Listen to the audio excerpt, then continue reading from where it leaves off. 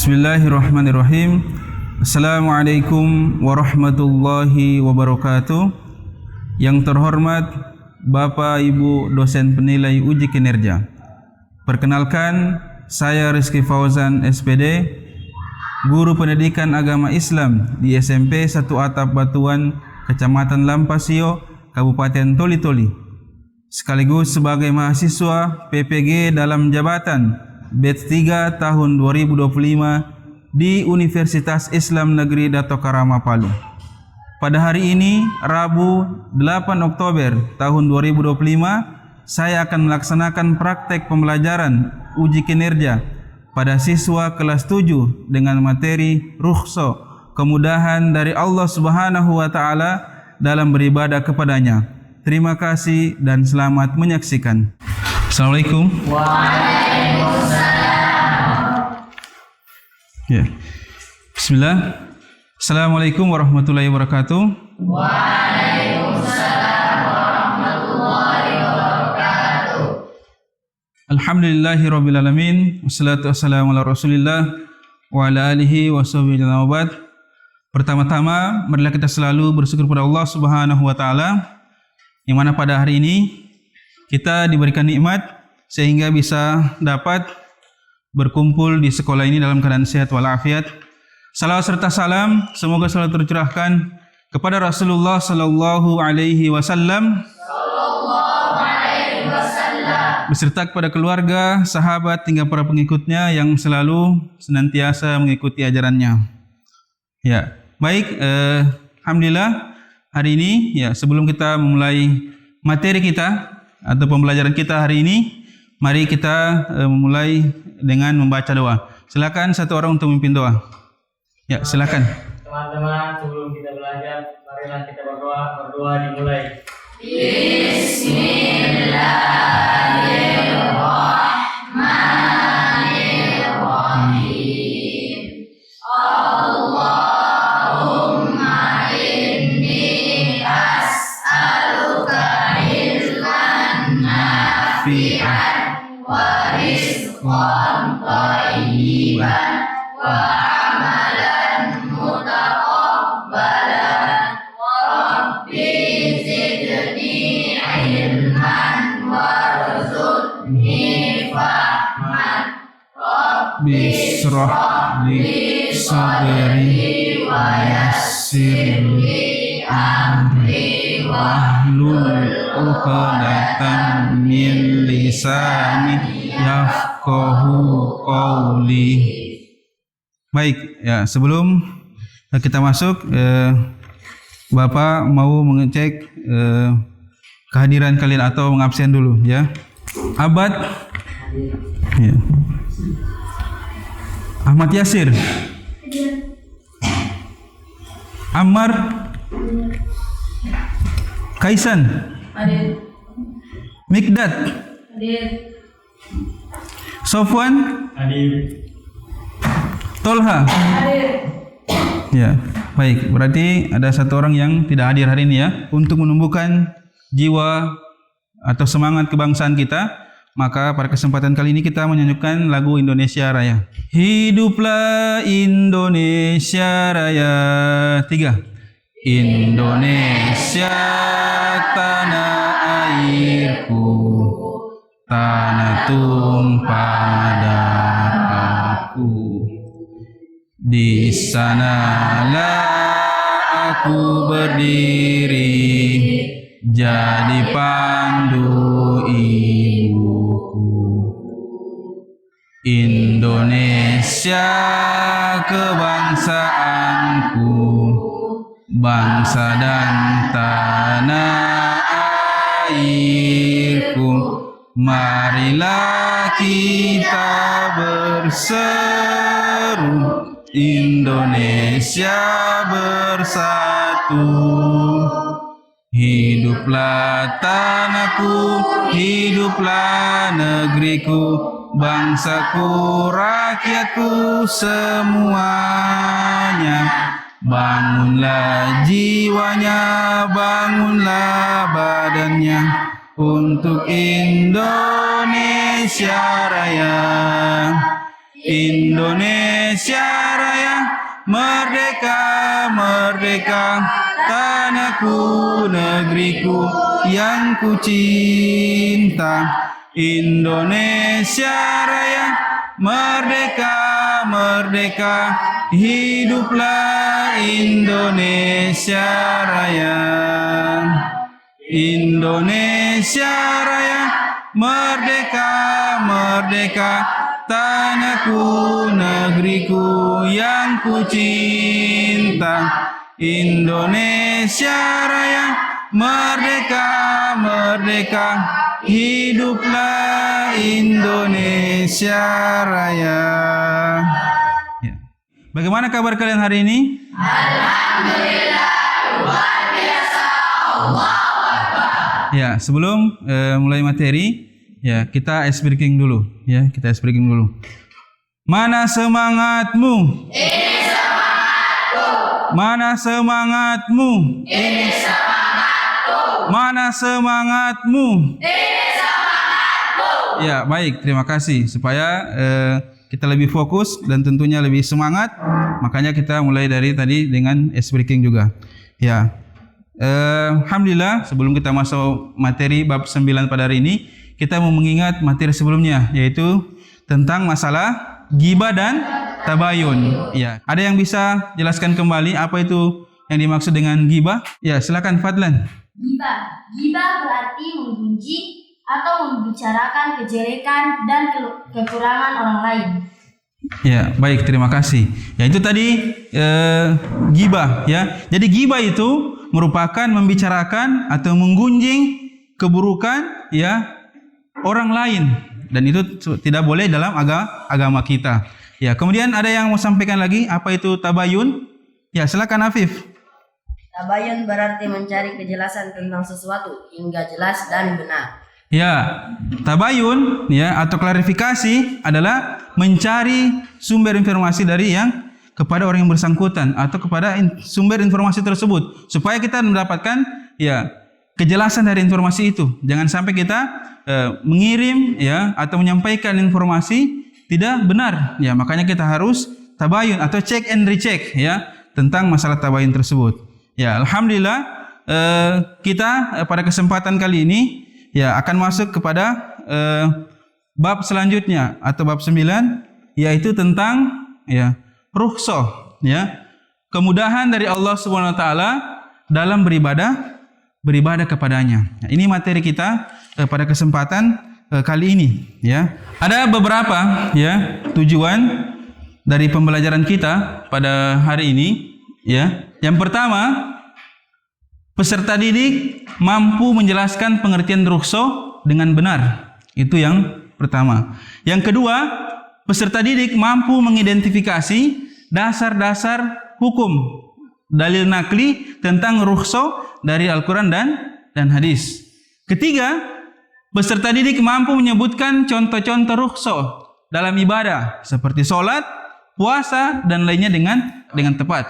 Yang keempat, peserta didik mampu menganalisis hikmah dan tujuan Allah SWT memberikan rukhsah dalam beribadah. Yang kelima atau yang terakhir, peserta didik mampu menunjukkan sikap menghargai kemudahan yang diberikan oleh Allah Subhanahu wa taala dalam beribadah kepadanya. Yaitu tujuan pembelajaran kita pada hari ini, ya. Ya, ada studi kasus, ya, sebelum kita masuk pada materi. Ini tentunya merupakan masalah, ya, yang dihadapi. Aziz, seorang musafir di negeri asing, ya. Situasinya, Aziz adalah mahasiswa, ya, yang sedang melakukan perjalanan penelitian di luar negeri, ya. Bulan Ramadan, ia berpindah-pindah kota menaiki kereta dan bus untuk mengumpulkan data lapangan. Tentunya waktu, ya, tersebut, ya, seringkali menempuh waktu yang berjam-jam bahkan hingga seharian penuh.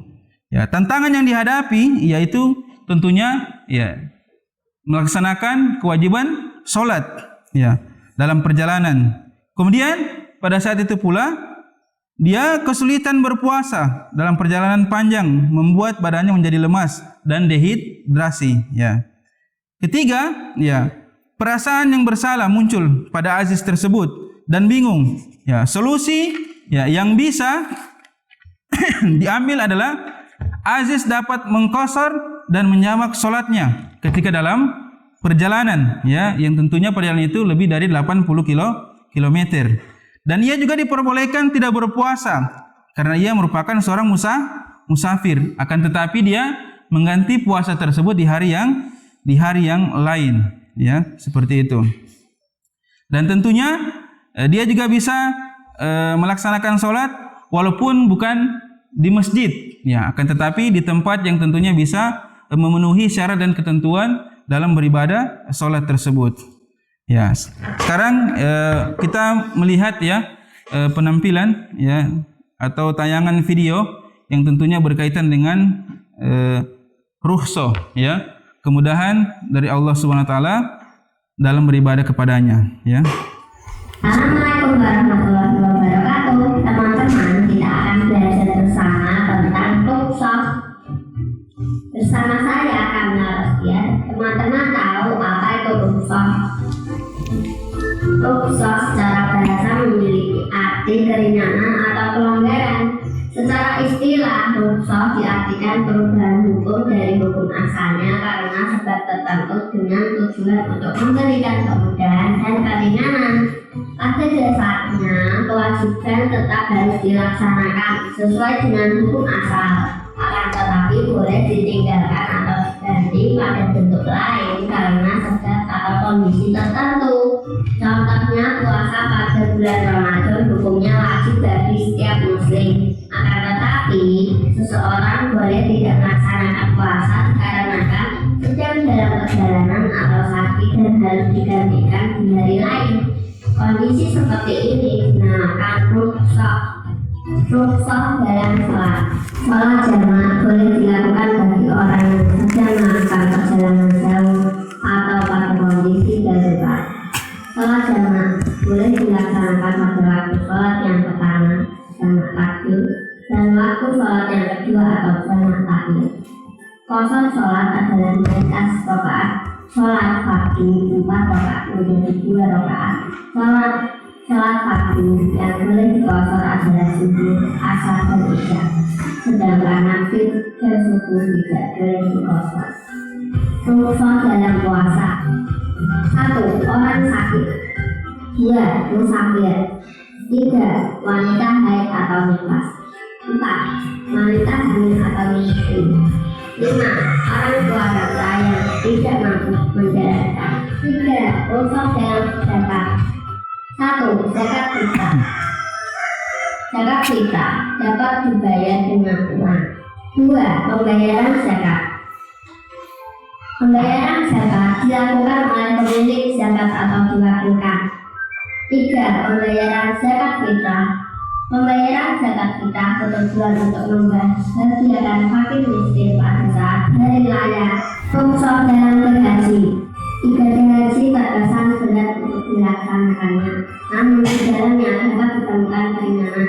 1. Rukun ibadah haji. Bagi yang mampu, ibadah haji diperuntukkan hanya bagi orang yang mampu. Ibadah haji merupakan rukun Islam yang pelaksanaannya tidak diwajibkan kecuali hanya kepada mereka yang mampu. 3. Penundaan ibadah haji. Pelaksanaan ibadah haji boleh ditunda meski sudah mampu. 2. Pelaksanaannya. Cara melaksanakan ibadah haji. 4. Cara melaksanakan ibadah haji boleh memilih tamatu, qiron atau ifrad. Pertama, ifrad yaitu haji dikerjakan terlebih dahulu kemudian ifrad. 2. Tamatu yang umroh dikerjakan terlebih dahulu kemudian haji. 3. Qiron yaitu haji dan umroh dilaksanakan secara bersamaan. 5. Boleh diwakilkan. Pelaksanaan ibadah haji boleh dikerjakan orang lain. Hadal haji atau al-hajj al-ghair melakukan ibadah haji untuk orang lain. 6. Penggantian dam. Pembayaran dam boleh digantikan dengan puasa. Pembayaran dalam ibadah haji di mana membeli kambing dapat diganti dengan puasa 3 hari di tanah suci dan 7 hari di tanah air. 7. Tidak bermalam di Mina. Bermalam di Mina untuk melompat jumroh bukan termasuk rukun haji melainkan wajib haji. 8. Ibadah lain yang berpahala setara dengan melaksanakan ibadah haji. Orang yang belum mampu mengerjakan haji namun beramal dengan ikhlas dan istiqomah akan diberi pahala setara ibadah haji. Hikmah rukhsah. Rukhsah dalam Islam memiliki banyak hikmah, di antaranya a. Mempermudah pelaksanaan syariat Islam agama tidak menghindari kesukaan. Agama memperhatikan pelaksanaan amal sesuai dengan kemampuan. B. Pembuktian bahwa syariat Islam tidak kaku dan tidak pula ekstrem. C. Menguatkan istiqomah dalam ibadah dan perintah ajaran Islam. D. Mendorong sikap saling disiplin dan saling menghargai. Ya, kembali saya jelaskan ya masalah rukhsah dalam beribadah ya. Walaupun tadi kita sudah melihat video yang disampaikannya. Jadi rukhsah ini ya, dalam bahasa Arab kata rukhsah bermakna keringanan atau kelonggaran. Nah, menurut istilah yaitu kemudahan atau keringanan yang diberikan oleh Allah Subhanahu wa taala kepada hambanya untuk menunaikan ibadah pada kondisi tertentu. Itulah rukhsah ya. Tentunya ya, ini kemudahan yang diberikan oleh Allah Subhanahu wa taala pada posisi atau keadaan tertentu saja ya.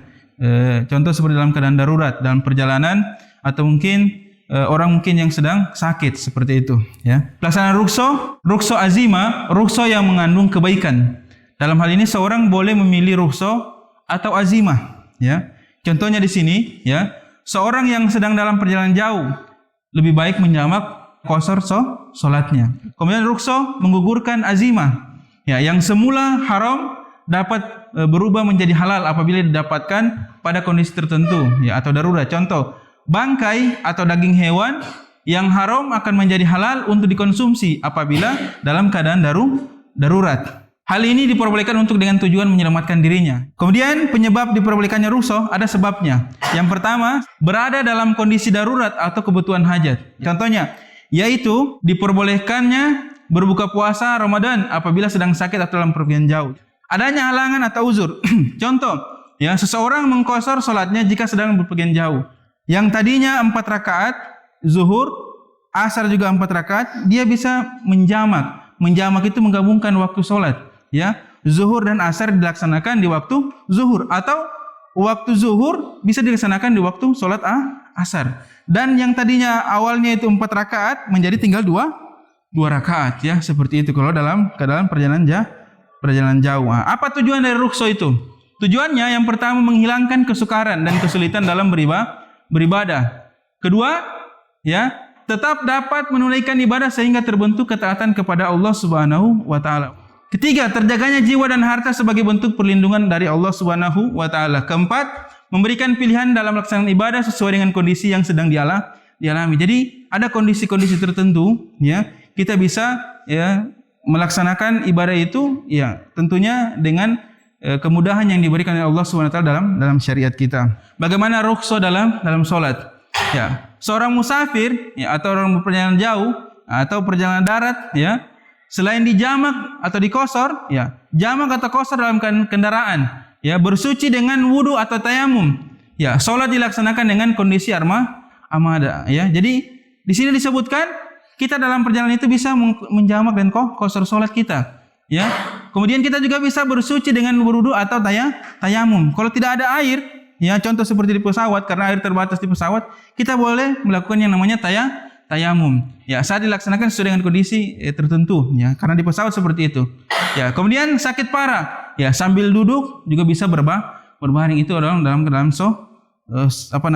rukhsah dalam keadaan sakit yang tentunya dalam pelaksanaan salat ya. Kita lihat yang berikutnya, rukhsah atau kemudahan dalam puasa. Yang pertama musafir. Musafir ya mengganti puasa di hari lain. Jadi kalau kita ya dalam perjalanan jauh ya, kita tentunya diperbolehkan untuk tidak berpuasa, tapi kita harus mengganti puasa di hari yang lain. Kedua, sakit parah. Jika masih ada harapan untuk sembuh, maka harus mengganti puasa di hari yang lain. Kemudian yang ketiga, sakit parah jika tidak ada harapan untuk sembuh, maka mengganti dengan fidyah. Keempat, lanjut usia atau orang yang sudah tua, ya, mengganti dengan fidyah juga. Ya. Kelima, nifas atau haid. Ya, orang yang nifas atau haid mengganti puasa di hari lain setelah nifas dan haid itu selesai.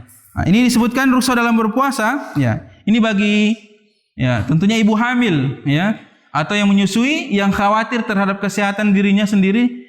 Jika tetap berpuasa, ya dia harus mengganti puasa di hari yang lain. Kemudian kalau ibu hamil atau menyusui yang khawatir terhadap kesehatan janin bayinya, jika tetap berpuasa mengganti puasa di hari yang lain dan membayar fidyah. Artinya ada dua dia, ya, seperti itu.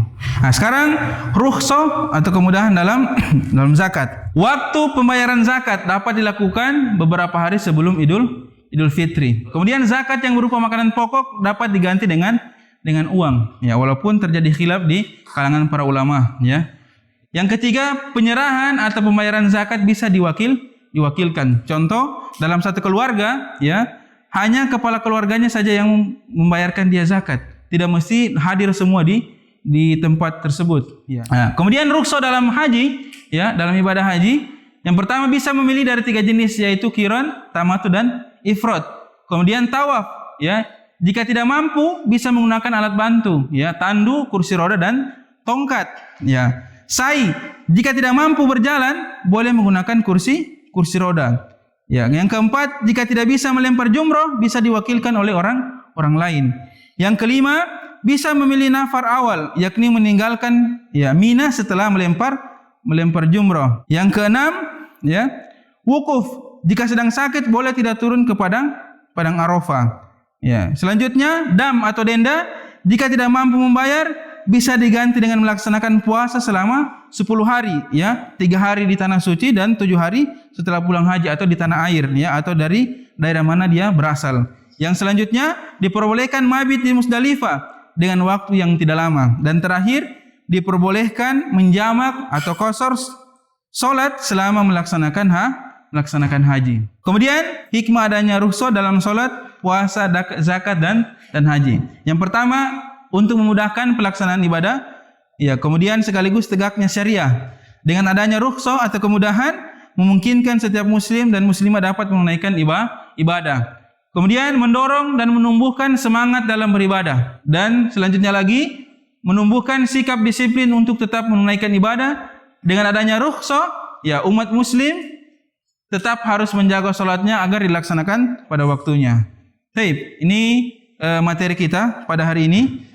Selanjutnya adalah kita akan bagikan kelompok tentunya untuk melaksanakan atau mengerjakan tugas LKPD, ya. Insyaallah sebentar nanti saya akan bagikan LKPD-nya, ya. Di sini kelompok 1, ya. Kemudian di sini kelompok 2 dan di sini yang terakhir adalah kelompok 3. Jadi nanti kalian mengerjakan masing-masing kelompok sesuai dengan arahan dari LKPD. Insyaallah akan Bapak akan mendampingi kalian nanti dalam mengerjakan tugas dari LKPD tersebut.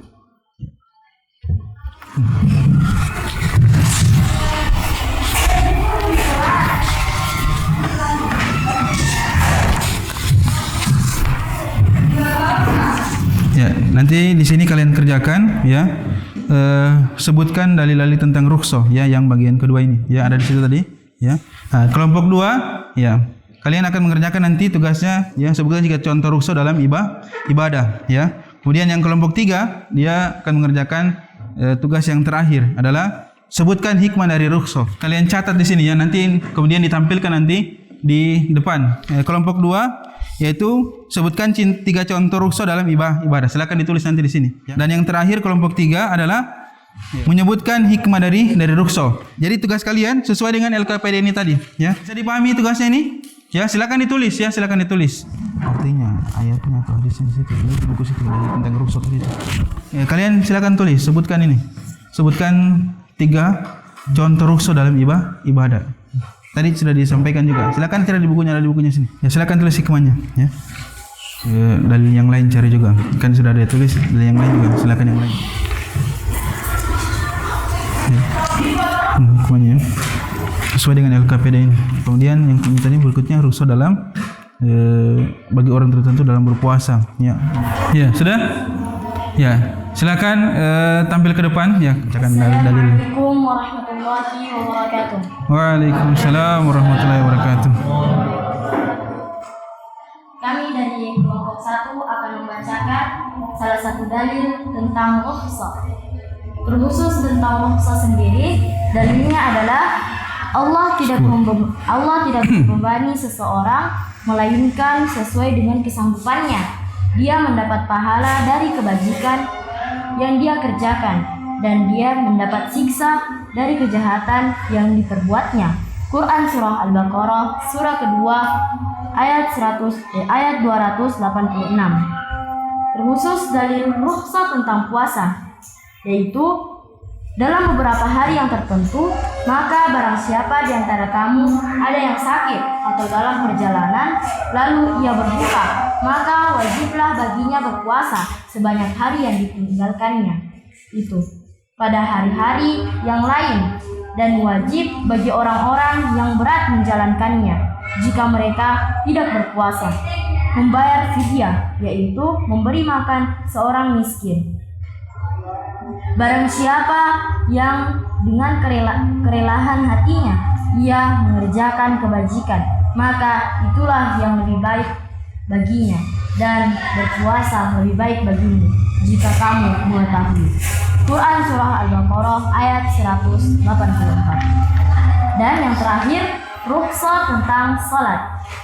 Dan apabila kamu berpergian di muka bumi, maka tidak mengapa kamu mengqasar sembah yang kamu jika kamu takut diserang oleh orang-orang kafir.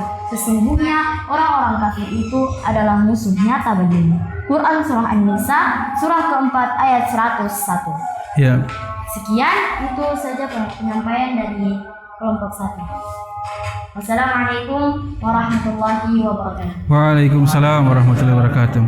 Ya, terima kasih kepada kelompok 1 yang sudah menampikan. Silakan kembali ke tempatnya. Ya, baik. Itulah penampilan ya dari teman kalian yang tentunya, masya Allah ya, dari penampilan tadi ya, ini bisa mengambil manfaat dari apa yang sudah telah dipaparkan ya, tentang dalil-dalil nakli yang berkaitan dengan masalah rukhsah ya. Jadi tentunya ini akan memberikan pencerahan bagi kita ya, pada saat kondisi atau waktu-waktu tertentu dalam beribadah kepada Allah, ternyata ada kemudahan yang diberikan oleh Allah Subhanahu wa taala kepada kita ya. Sebelum Bapak menyampaikan kesimpulannya, mungkin ada yang bisa menyimpulkan dari materi kita pada hari ini. Silakan. Ya, silakan Arya.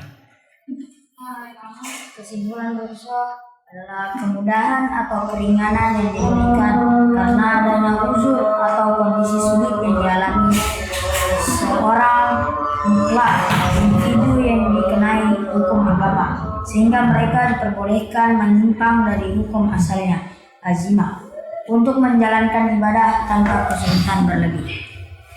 Ya, terima kasih atas kesimpulan yang disampaikan. Ya, jadi ya, rukhsah tentunya atau kemudahan yang diberikan oleh Allah Subhanahu wa taala dalam beribadah kepadanya, itu tentunya merupakan kemudahan yang diberikan oleh Allah Subhanahu wa taala kepada kita ya, pada saat kita beribadah ya. Baik, alhamdulillah ya, tentunya kesempatan kali ini kita menyelesaikan topik ya atau materi rukhsah, kemudahan yang diberikan oleh Allah Subhanahu wa taala dalam beribadah kepadanya. Dan insya Allah dalam pertemuan selanjutnya kita akan membahas materi di bab 10, yaitu Andalusia, kota peradaban Islam di Barat tahun 756 sampai dengan 1031 Masehi ya. Insya Allah materi yang selanjutnya seperti itu. Baik, karena waktu sudah selesai ya, sama-sama kita tutup dengan doa kafaratul majelis. Subhanakallahumma wa bihamdika asyhadu an la ilaha illa anta astaghfiruka wa atubu ilaik. Ya. Wassalamualaikum warahmatullahi wabarakatuh. Waalaikumsalam warahmatullahi